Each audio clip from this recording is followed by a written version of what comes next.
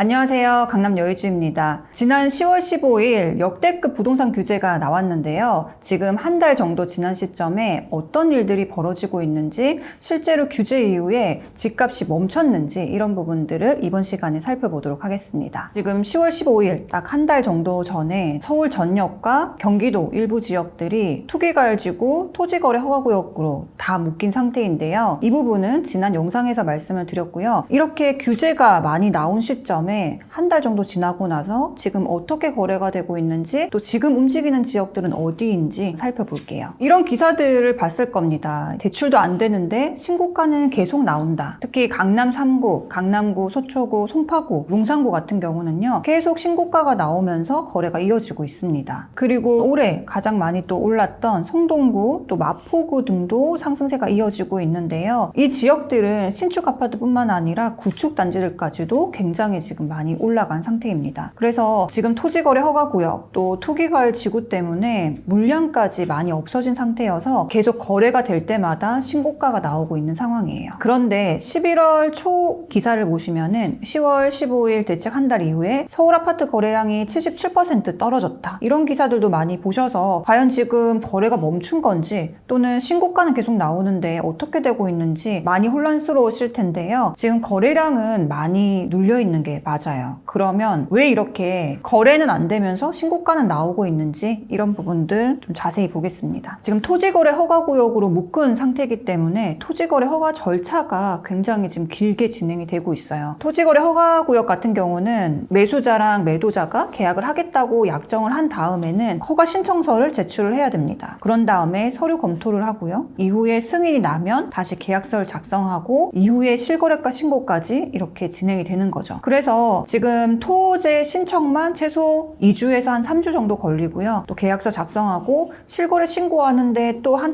달 정도 기간이 있기 때문에 당장 11월 달은 거래량이 적어 보이지만 사실상 토지거래 허가 신청을 들어간 경우도 있겠죠. 또 문제는 지금 기존의 토지거래 허가구역으로 묶였던 지역들은 토지거래 허가구역으로 묶였더라도 기존에 일하던 공무원분들이 있으셨거든요. 근데 다른 구청 같은 경우는 새롭게 토제 담당자가 정해지기도 하고, 또 배정을 갑자기 많이 인력을 투입할 수 없기 때문에 토제 담당자가 한 명이거나 그런 곳들이 굉장히 많았죠. 그래서 지금 업무가 굉장히 과중되고 있다고 얘기하고요. 또 토제 문의만 또 폭증을 하고 있는데 또 허가 내는 절차도 지연되고 있다, 이렇게 얘기를 하고 있습니다. 그래서 실제로 지금 11월 달 거래량을 보면 몇백 건밖에 조사가 안 되는 거죠. 그러다 보니 토제랑 투기과열지구 이 대책 때문에 서울 아파트 거래가 멈췄다, 이런 기사들도 나오고 있는 게 맞습니다. 근데 지금 이 기사에도 보시면은요, 서울 내 밀린 허가가 4,071건으로 나왔습니다. 이건 20일 기사입니다. 그래서 지금 4,000건 넘는 거래가 사실 토제로 대기하고 있는 거죠. 그러면 11월 달 거래량은 사실상 4,000건 이상 나온다고 봐야 될 것이기 때문에 역대급으로 규제를 하기는 했지만 사실 서울 전체를 멈춘 것은 아닌 상황입니다. 자, 그럼 토제 이후에는 어디가 몰렸을까요? 강남이나 송파나 신고가 거래는 많이 나오고 있는데요. 사실 강남 같은 경우 또는 서초구 같은 경우는 가격이 워낙 많이 뛰었고, 또 대출 규제까지 겹치면서 대출이 사실상 안 되고 있죠. 그러다 보니까 10월 15일 이후에는 고가 아파트 거래는 드문드문 되는 반면, 지금 토제를 기다리고 있는 지역 같은 경우는 상대적으로 가격대가 좀 낮았던 지역들이 토제가 더 많이 신청되고 있습니다. 보면 송노성이라는 또 단어도 나왔는데요. 송파구, 노원구, 성북구 이 순으로 지금 토지거래 허가 신청이 많은 지역들입니다. 그래서 보면은 노원구 같은 경우는 토지거래 허가 신청이 355건인데요. 실제 실거래된 데이터로는 12건만 나오는 거죠. 성북구 같은 경우는 286건, 또 실거래는 25건입니다. 강서구 같은 경우도 토지거래 허가 신청이 많은 상태인데요. 265건을 신청했고요. 실거래는 지금 31건만 잡힌 상태입니다. 그래서 이전에는 송파구, 강남구, 서초구 이렇게 가격대가 높은 곳들이 거래가 많았었고요. 그 다음에 이제 2분기 여기부터는 마포구와 성동구에 집중적으로 또 많이 몰렸었죠. 이 토지거래 허가 때문에 풍선효과가 나왔었는데 다시 또 지금 전체가 묶이고 대출 규제까지 겹치다 보니까 가격대가 낮은 지역으로 좀 매수세가 옮겨간 상황입니다. 그런데 뉴스 기사는 항상 뒤에 나오는 거잖아요. 내가 살려고 하는 지역에 토지거래 허가가 지금 많이 신청되고 있는지 아닌지 궁금하신 분들 있을 텐데요. 여기서 제가 알려드린 방법대로 보시면은 토지거래 허가 신청이 얼마나 되고 있는지 화면에서 확인할 수가 있습니다. 네, 서울시 같은 경우 서울정보광장에 보면은 여기에 토지거래 허가 신청 데이터를 미리 볼 수가 있어요. 정보광장에서 기타 정보에 토지거래 허가를 누르시고요. 토지거래 허가 중에서 토지거래 허가 내역 조회를 누르면 됩니다. 여기서 자치구를 선택을 하고요. 또 데이터를 10월 15일 이후로 잡아서 볼 수도 있고 또는 11월 1일부터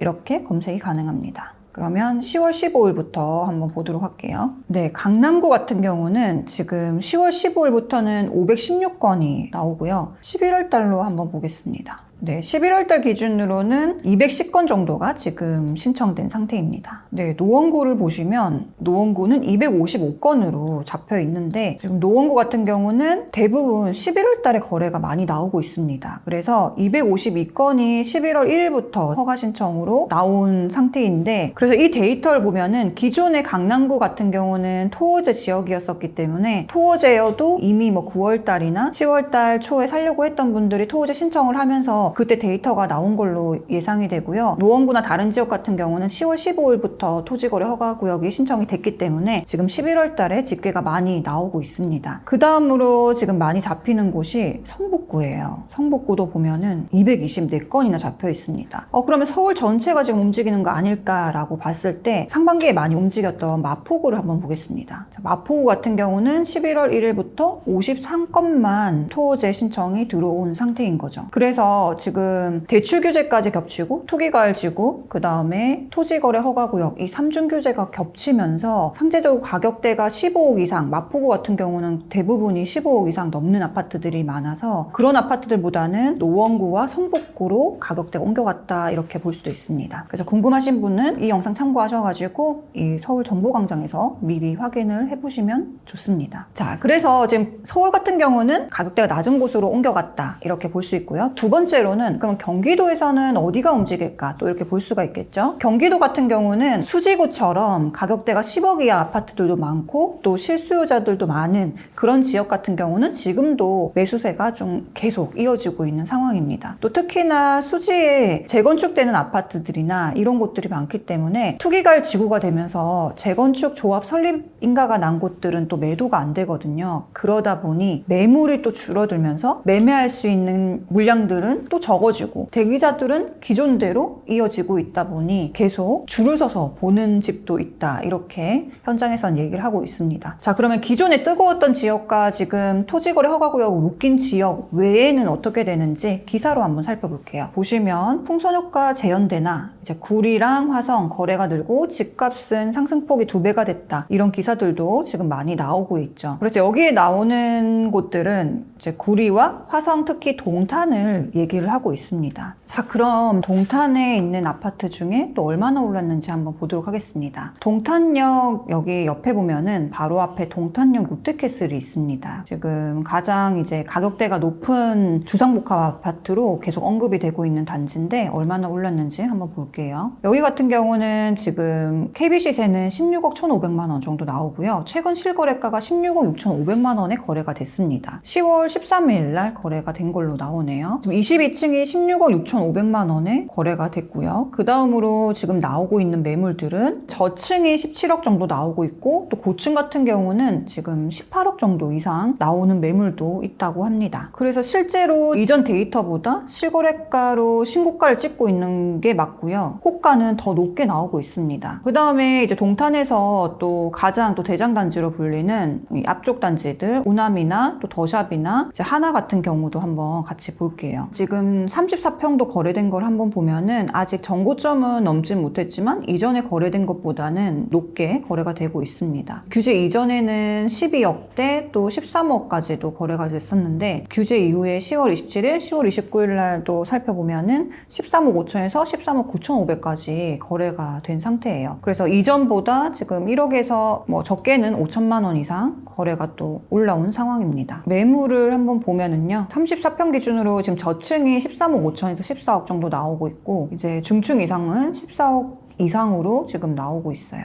이전에 대출 규제 전보다 훨씬 더 가격이 높게 나오고 있는 건 맞죠. 그래서 대부분 지금 풍수효과가 동탄으로 많이 가서 또 매수세가 이어졌다라고 이제 볼 수가 있고 대장단지뿐만 아니라 또 실수요자들이 많은 곳이기 때문에 동탄 같은 경우는 지금도 현장에서는 또 매수 문의가 계속 나오고 있습니다. 또 이제 풍수효과 지역 중에 하나로 언급되고 있는 구리시를 한번 볼게요. 구리시 같은 경우는 서울 전체가 투기가을지구 토지거래 허가구역으로 묶였고요. 이제 하남까지도 지금 투기가을지구로 묶여있는 상태인데 바로 위쪽에 있는 구리는 또 안 묶였죠. 그래서 구리도 상대적으로 사람들이 매수세가 비규제 지역 중에 많이 몰려갔습니다. 이제 8호선이랑 경의중앙선 같이 이용할 수 있는 이 구리역 메인에 있는 곳인데요. 여기 이편한 세상 인창 어반포레라는 아파트가 있어요. 여기 같은 경우는 지금 5년차 아파트이고요. 34평 기준으로 보면 올해 초 기준으로는 9억 후반대 이렇게 거래가 됐었고요. 그리고 거래가 많이 일어나지도 않고 뭐 한 달에 하나 정도 이렇게 뜨문뜨문 거래가 됐었거든요. 근데 10월달 들어서 굉장히 많이 거래가 됐습니다. 그리고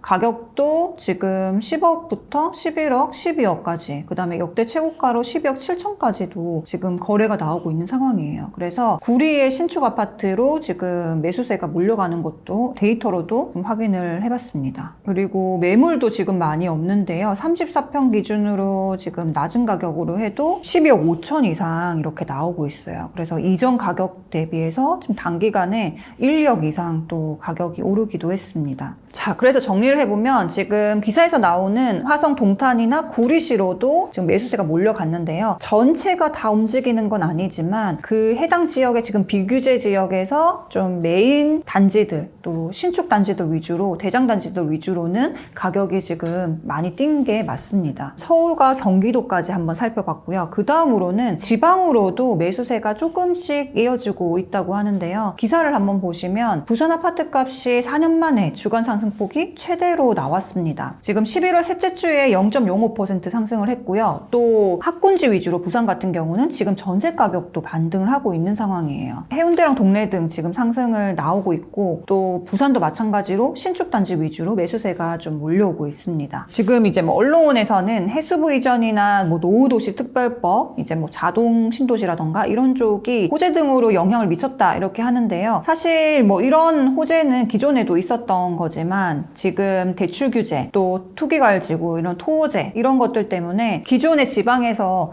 서울로 매수를 하려고 하셨던 분들 또는 서울에서도 투자를 하려고 하셨던 분들이 부산으로 지금 매수를 해야 되나 이런 고민도 하고 있습니다. 그렇게 관심도가 뜨거워지다 보니까 기존에 매수하려고 하셨던 분들 또 부산에서 내 집 마련을 하시려는 분들이 조금 더 빠르게 움직이고 있고 신축 단지 위주로는 가격 상승이 조금씩 이어지고 있는 상황입니다. 앞에서 말씀드린 걸 좀 정리를 해보면 첫 번째로는 서울 핵심지 신고가가 계속 나오고 있습니다. 두 번째는 지금 핵심지 신고가뿐만 아니라 거래량이 많이 나오는 곳들은 서울 15억 이하 지역에서 매수세가 증가하고 있습니다. 또 경기도 같은 경우는 토호재로 묶인 지역들에서 거래량이 아주 많이 나오기보다는 비규제 지역의 풍선효과가 이어지고 있다 이렇게 볼 수 있고요. 기존의 경기도 지역 내에서도 서울과 마찬가지로 또 수지구라던가 이렇게 실수요자들이 많은 지역 같은 경우는 거래량이 그런 곳에서도 같이 받쳐줄 걸로 예상을 합니다. 그리고 풍선효과 중에 하나로는 부산이나 지방광역시의 매수 심리도 상승하고 있다 이렇게 정리를 할 수 있습니다. 그래서 지금 토호재 시장을 살펴보면은요 규제로 인해서 거래량은 많이 줄었고 이번 11월 달에 거래량은 실질적으로 준 것으로 나오긴 하겠지만 토지거래 허가 때문에 잠깐 눌려 있는 거기 때문에 수요 전체를 잠재우지는 못한 상황이다 이렇게 볼 수가 있겠어요. 그래서 11월 이후에 좀 눌려있던 것들이 12월 또 그 다음에 연초에 대해서 거래량이 좀 나오지 않을까 이런 생각을 하고요. 보통의 경우라면 이 정도로 역대급 규제가 나온다면 거래량이 좀 주춤을 하겠지만 실수요자들이 움직일 수 있는 가격대 지역들은 지금도 움직이고 있다. 이렇게 전해드립니다.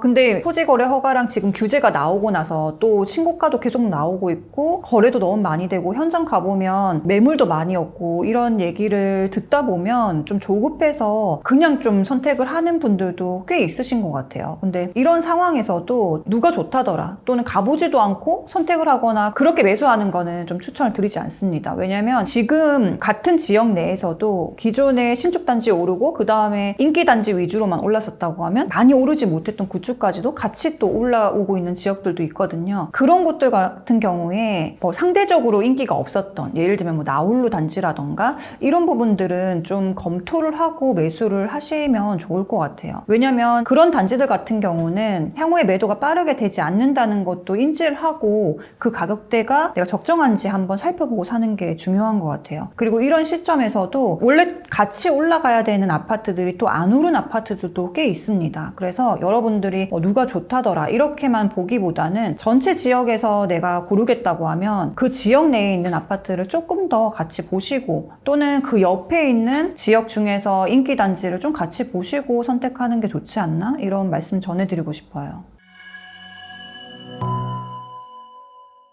그래서 이번 시간을 통해서 말씀드리고 싶은 거는요. 규제가 많이 나왔다고 해서 멈추는 게 아니라 이전에 15억 이하 구간 같은 경우는 원래부터 대출을 받으면 전입을 해야 됐었기 때문에 실거주자들이 움직이는 시장이었거든요. 그래서 그런 분들이 기존과 똑같이 움직이고 있고요. 그래서 여러분들이 토지거래 허가구역 내로 매수를 고민하신다고 하면 토지거래 허가구역 내 아파트 매수하는 거를 우선적으로 먼저 생각을 하시고요. 그 다음으로 내가 토지 지역을 거주하지 못한다. 이럴 때 비규제 지역이나 또는 서울 재개발 물건들을 고려해보면 되겠습니다. 또는 본인이 이제 지방에서 거주를 하시는데 내 집 마련이 지방에서 필요하시다고 하면 또 신축단지로 더 많이 오르기 전에 조금 더 적극적으로 알아보시는 걸 추천을 드립니다. 그래서 지금 규제가 굉장히 많이 역대급으로 나오긴 했지만 이렇게 많이 시장을 움직이고 있는 거는 투자 수요 또는 투기 수요가 아니라 실수요자들이 많이 움직이고 있는 그런 시장이거든요. 지금도 이 정도로 뜨겁다고 하면 앞으로도 거래량이 떨어지고 가격이 내려가기보다는 이번에 나온 또는 오늘 시간에서 말씀드렸던 것처럼 이 정도의 수요자들과 거래량은 움직일 수 있다 이렇게 보시는 게 좋을 것 같습니다. 그래서 누누이 말씀드렸던 공급이 좀 부족한 상황이기 때문에 이런 시장에서는 무주택 포지션보다는 1주택 포지션을 추천을 드리면서 이번 시간 마치도록 하겠습니다. 다음 시간에 유익한 내용으로 뵙겠습니다. 감사합니다.